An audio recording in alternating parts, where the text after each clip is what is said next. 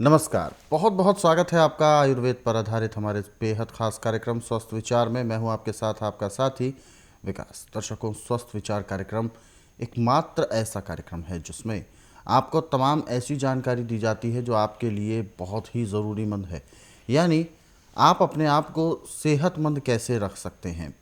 केवल महंगा खाना, लजीज खाना, केवल इतना ही नहीं, कोई ड्राई फ्रूट्स ज़्यादा मात्रा में खाना ज़रूरी नहीं कि इस तरीके से आपकी सेहत अच्छी होगी, बल्कि आपकी सेहत अच्छी होगी तब जब आपको जो भी आपका भोजन होगा उसमें आपकी जो तमाम पौष्टिक तत्व उसमें शामिल होंगे, तब आपकी सेहत अच्छी होगी। और साथ ही साथ भोजन को करने का जो सही तरीका है वो भी आपको पता चलेगा, तब आपकी सेहत मजबूत होगी और आप निरोगी रह सकेंगे। क्योंकि इम्यूनिटी पावर यानी हमारी प्रतिरोधक क्षमता जब मजबूत होती है तब हमारे शरीर में रोगों से लड़ने की क्षमता ज़्यादा बढ़ जाती है और ऐसे में हम निरोगी रह सकते हैं। लेकिन वो सब होगा तब जब आपको सही जानकारी होगी, और इन सभी विषयों में हम आप तक प्रयास करते हैं इन सभी विषयों को पहुंचाने का, और इन सभी विषयों में हमारा मार्गदर्शन करते हैं जाने माने आयुर्वेद के ज्ञाता गायत्री सिद्ध पंडित श्री लक्ष्मण दास रतन भारद्वाज जी।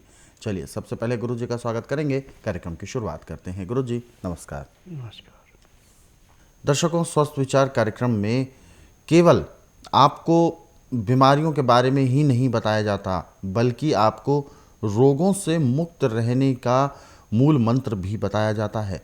यानी आप अपने आप को कैसे तमाम अनजाने अनचाहे रोगों से अपने आप को दूर रख सकते हैं, उसके बारे में आपको जानकारी दी जाती है। और ख़ास तौर पर अपने शरीर की प्रतिरोधक क्षमता को आप कैसे मजबूत कर सकते हैं, यानी एक अदृश्य सुरक्षा घेरा प्रतिरोधक क्षमता के रूप में आपके चारों ओर हो, इसके लिए हमें क्या कुछ करना चाहिए, वो सारी जानकारी आपको इस कार्यक्रम के माध्यम से दी जाती है। और ये प्रयास करते हैं हम कि आप इस कार्यक्रम को जो देखने वाले दर्शक हैं अपने आप में जागरूक रहें, स्वयं प्रेरणा से जागरूक रहें, सतर्क रहें, सावधान रहें, और ख़ास तौर पर अपने जो भोजन है, अपनी जो दिनचर्या है, उसको आप सुधार लाएं और उसमें कुछ ऐसे बदलाव करें जो आपकी सेहत और आपकी तंदुरुस्ती के लिए ज़रूरी हो। और ये सब चीज़ें तब होंगी जब हम जागरूक होंगे। और ख़ास तौर पर आप सभी के साथ यदि किसी प्रकार की, जैसे कि कोई समस्या है, आप में से किसी के भी साथ कोई शारीरिक कष्ट है, तो सीधे तौर पर आप इस कार्यक्रम से जुड़ सकते हैं। फ़ोन उठाएं, हमें कॉल मिलाएं, या आप हमें व्हाट्सएप के ज़रिए संदेश भी भेज सकते हैं। और साथ ही साथ यदि आप इस कार्यक्रम को देखने जब भी बैठते हैं तो कॉपी और पेन लेकर ज़रूर बैठा करें, क्योंकि इस कार्यक्रम में जो भी नुस्खे, जो भी उपचार आपको बताए जाते हैं बहुत अमूल्य हैं, तो वो आपसे चूक ना हो जाए या रह ना जाए आपसे, तो इसीलिए आप उनको लिख लेंगे तो आपके साथ उम्र भर वो नुस्खे बने रहेंगे। चलिए आगे बढ़ते हैं कार्यक्रम में और शुरू करते हैं अपने नए विषय पर चर्चा। गुरु जी, आज के इस अंक में हम बात करने जा रहे हैं पीलिया।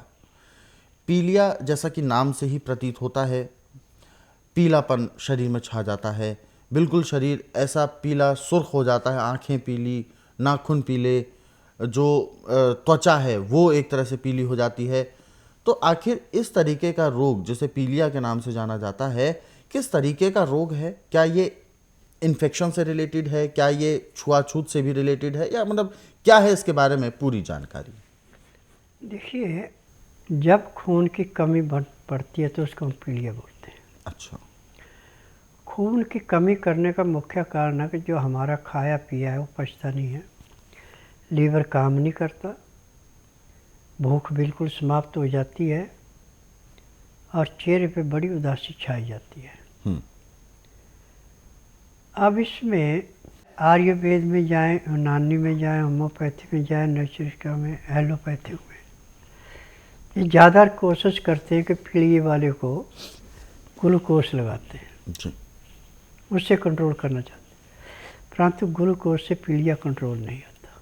जी। क्योंकि लीवर का जो उसकी सफाई है जब तक वो नहीं करेंगे, लीवर की पाचन शक्ति नहीं बढ़ेगी। जी। लीवर की पाचन शक्ति नहीं बढ़ेगी तो आपका रोग नहीं कटेगा। अब मैं तो मंत्रों से 3 दिन में समाप्त करता हूँ पीलिया को, चाहे आपका 20% तक भी क्यों नहीं चला गया। परंतु दवाइयाँ इसकी एक नहीं हमारे पास अनेक है। यदि आपके पास गाय या बकरी है और उसका दूध रात को जमा देते हैं और सुबह सूर्योदय होने से पहले उसको बुलाते हैं, तो जब इसके अंदर झाग आ जाए, मक्खन तैयार ना हो, 1 गिलास उस कच्ची लस्सी का ले लें और इसके अंदर आपने कुछ नहीं मिलाना, बस ऐसे पीना इसको, चुस्का लेके। 1 गिलास पीने में आपको आधा घंटा लगेगा। इसके पीते पीते आपको पेशाब की हरारत होगी। जब आप पेशाब करेंगे तो पहले तो आपके सरसों के तेल जैसा गाढ़ा पेशाब आएगा, फिर उसके बाद थोड़ा पतला पड़ेगा, फिर बाद में पेशाब में जो आपको खिंचाव पड़ता था, दर्द होता था, वो नहीं रहेगा और खुल करके पेशाब आएगा। जो पहले 15 या 20 ग्राम पेशाब आता था, तो अब कम से कम 100-150 ग्राम आना शुरू होगा। अब फिर जो आपने लस्सी बलोई है, मक्खन निकाल लिया, यह हर 3 घंटे बाद 1 गिलास उसका लेना है और इसमें भी कोई चीज़ नहीं मिलानी। सर्दी के मौसम में तो खट्टी नहीं होती, गर्मी के मौसम में खट्टी होती है। तो गर्मी में मिट्टी के बर्तन में डाल कर किसी खुले बर्तन में पानी डाल के उसके अंदर लस्सी के बर्तन को रख दें और ऊपर से छत का पंखा चला दें, तो आपकी लस्सी के ऊपर गर्मी का प्रभाव नहीं पड़ेगा। वो लस्सी जैसी आपने रखी वैसी रहेगी। अब इस लस्सी में अजवाइन पीस करके भून के मिला सकते हैं और कोई चीज़ नहीं मिला सकते। 3 बार लस्सी ले लेते हैं। सुबह ले लिया आपने सूर्योदय होने से घंटा 1.5 घंटा पहले, फिर सूर्योदय होने के 2 घंटे बाद, फिर उसके 4 घंटे बाद फिर ले 3 खुराकें लेते हैं। तो पहले दिन आपके पीलिये में कम से कम 8 से 10% की कमी आएगी। दूसरे दिन इससे ज़्यादा आएगी। तीसरे दिन चेहरे पे जो पीलापन था समाप्त होकर लालगी आना शुरू हो जाएगी। परंतु पीलिये के रोगी को, किडनी के रोगी को, फैटी लीवर के रोगी को 1 हफ्ते के लिए अन्न बंद करना पड़ता है। अन्न की जगह कच्चा प्याज जितना मन करे उतना खा सकते हैं, परंतु नींबू नहीं डालना, नींबू का रस डालना, नमक नहीं डालना और काली मिर्च थोड़ी डाल सकते हैं, लाल मिर्च, हरी मिर्च नहीं डालनी। और कच्चा प्याज आप जितना ज़्यादा खाएंगे पीलिये वाले, उतना ही आपका पीलिया जल्दी नष्ट होगा। अब आप प्याज खाना नहीं चाहते, गाय का या बकरी का दूध आपको मिल नहीं रहा, तो आप सोयाबीन का दूध बना लें। सोयाबीन साफ ला के पीस के उसको मैदे की भांति बारीक पीस लें। अब इसको छानना नहीं है। 1 गिलास या 2 गिलास जितना आपको दूध चाहिए उतना पानी रखें आप बर्तन के ऊपर डाल के। बर्तन या तो पीतल का कलाईदार हो या मिट्टी का बर्तन हो या स्टील का बर्तन हो। अमोनिया के बर्तन में कभी कोई चीज़ नहीं बनानी, न उसमें कोई चीज़ खानी। ये बीमारी की जड़ें हैं। जब आप सोयाबीन का दूध पीते हैं, उसके अंदर गुड़ या शक्कर मिला के पीते हैं, तो 1-2 दिन तो आपको अच्छा नहीं लगेगा, परंतु हफ्ते के बाद आपको दूसरा दूध भैंस का, गाय का, डेयरी का नहीं अच्छा लगेगा। और इसके लेने से लीवर, पैंक्री, पित्ता गुर्दा और तिल्ली, इनकी ऐसे सफाई होगी जैसे मैले कुचैले कपड़े को गर्म पानी में सोडे में उबाल करके उसका मैल निकल जाता है, कपड़ा साफ होता है, ऐसे अंदर से शरीर साफ होगा।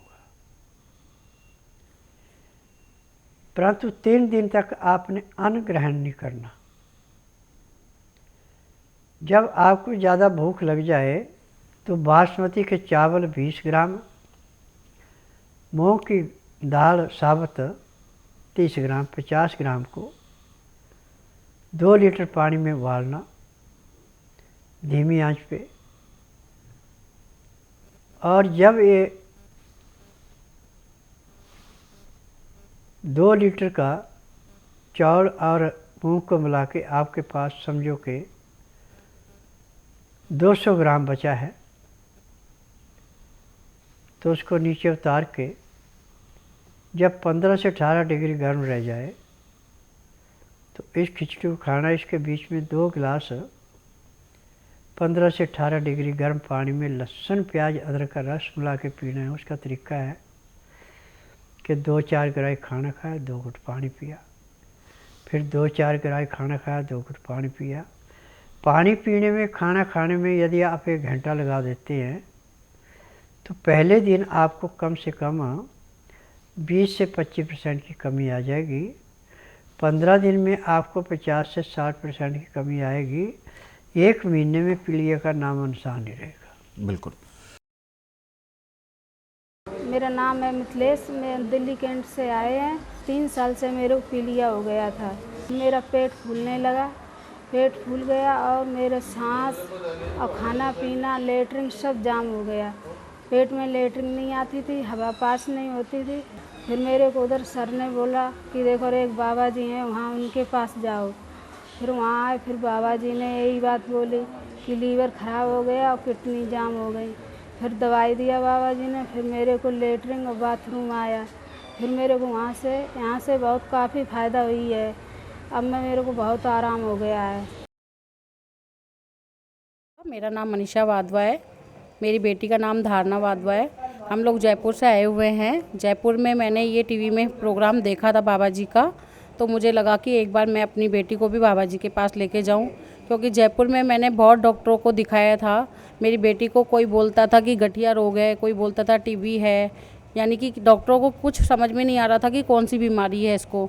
तो मैंने सोचा एक बार बाबा जी के पास लेके जाते, बाबा जी क्या कहते हैं। इसको मोतियाबिंद भी हैं, आँखों में रोशनी कम है, डॉक्टर ने बोला इसका तुरंत ऑपरेशन होएगा।